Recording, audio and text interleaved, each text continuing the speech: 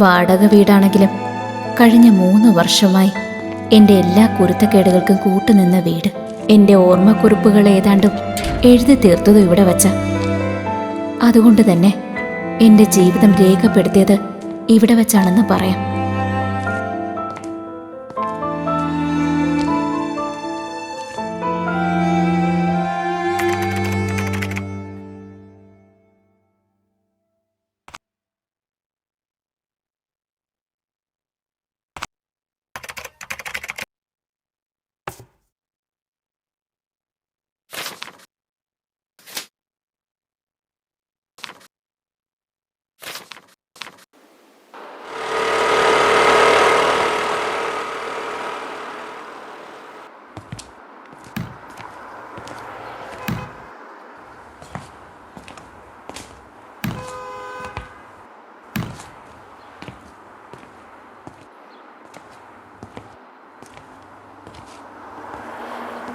Sir, വരൂ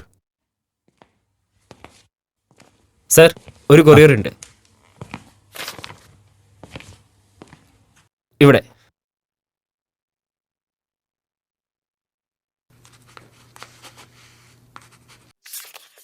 ശരി sir, thank you.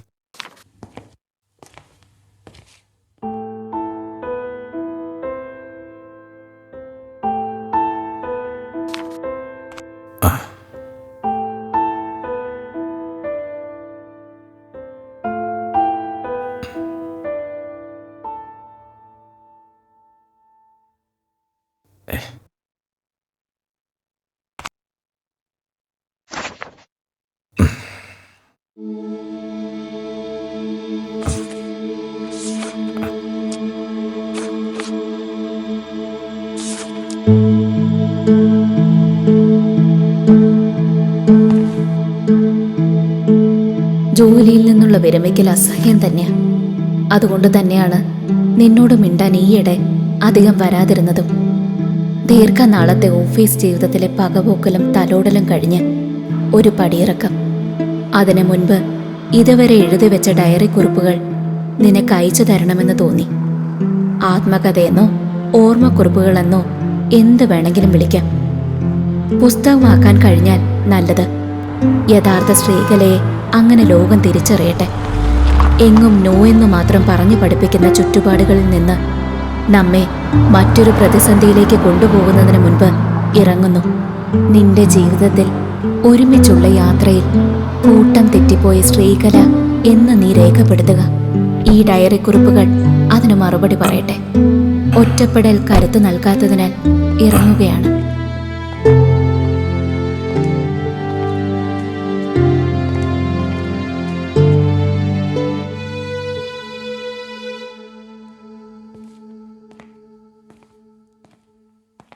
Deepa.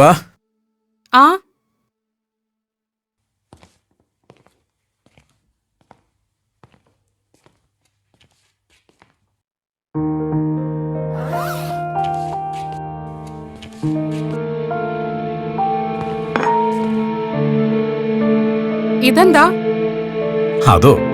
അത് ശ്രീകലയുടെ. അവള് റിട്ടയർ ചെയ്യാണ്. ഒരു പുസ്തകം എഴുതിയതാ. എന്ത്?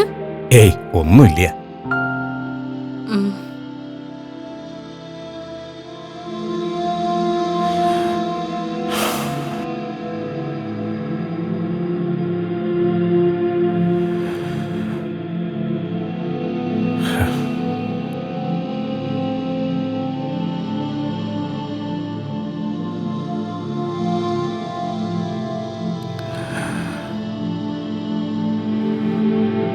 മോളെ, നാദനങ്ങളാണ്. എന്താ അങ്കിൾ വിശേഷിച്ച്? അമ്മ എന്തെങ്കിലും പറഞ്ഞിരുന്നോ? റിട്ടയർമെന്റ് ഫംഗ്ഷനെ കുറിച്ച് പറഞ്ഞു. പിന്നെ ഫോട്ടോസ് വാട്സപ്പ് ചെയ്തു തന്നു. ഫോൺ വിളിച്ചിട്ട് സ്വിച്ച് ഓഫ് ആണല്ലോ. തിരക്കഥ ഇടയ്ക്ക് പതിവുള്ളതല്ലേ. പിന്നെ വിളിച്ചോളും. ഓക്കെ. വീട്ടിലെത്തിയില്ലേ? എത്തി അങ്കിൾ. ആ എന്നാ ശരി, ഓക്കെ, ബൈ. ബൈ.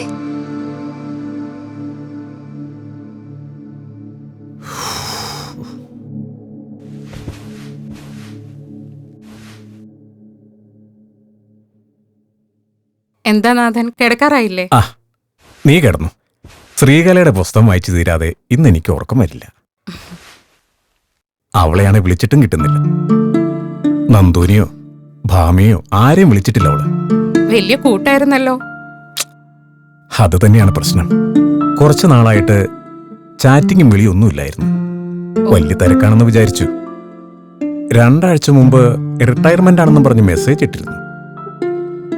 ജോലി ഇല്ലാതാവുമല്ലേ, എല്ലാവർക്കും തോന്നുമായിരിക്കും. കുറെ നാളായുള്ള ചിട്ടുകളൊക്കെ മാറുകയല്ലേ. എന്തായാലും ഞാനിത് വായിച്ചിട്ടേ കിടക്കുന്നുള്ളൂ.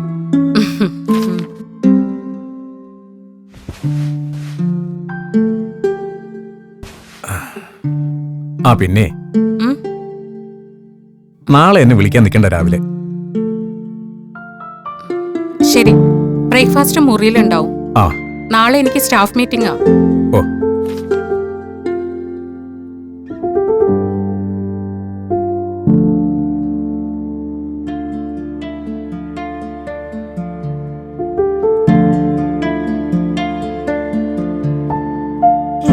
നിറമുള്ളതും എന്നാൽ ഒരിക്കലും മറക്കാൻ കഴിയാത്തതുമായ ഓർമ്മകൾ തന്ന എൻ്റെ കുട്ടിക്കാലം.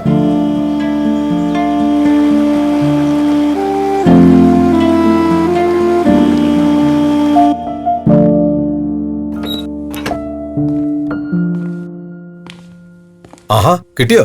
ഒത്തിരി തപ്പിയോ? കൂടുതൽ തപ്പിയൊന്നുമില്ല. ഈ ബുക്കാ മതിയല്ലേ? മണിക്കുട്ടി, മോള് പുസ്തകമൊക്കെ വായിക്കുന്നുണ്ടല്ലോ അല്ലേ? ഉണ്ട്. ആ. ശരി, ഞാൻ പോവാണേ. അച്ഛനോട് പറഞ്ഞേക്കണേ മോളെ. എന്നാ ശരി.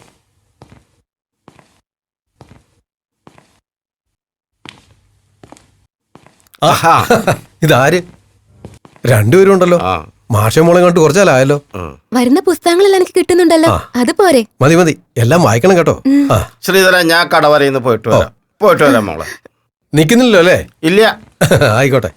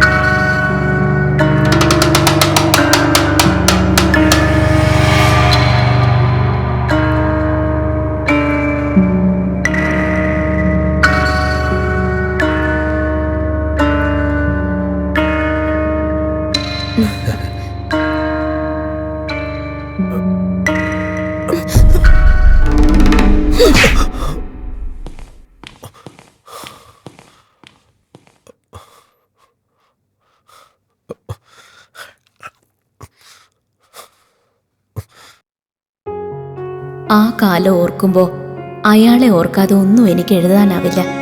ഇന്നേ നിമിഷം എൻ്റെ മുന്നിൽ അയാൾ വന്നാലും ഞാൻ തിരിച്ചറിയും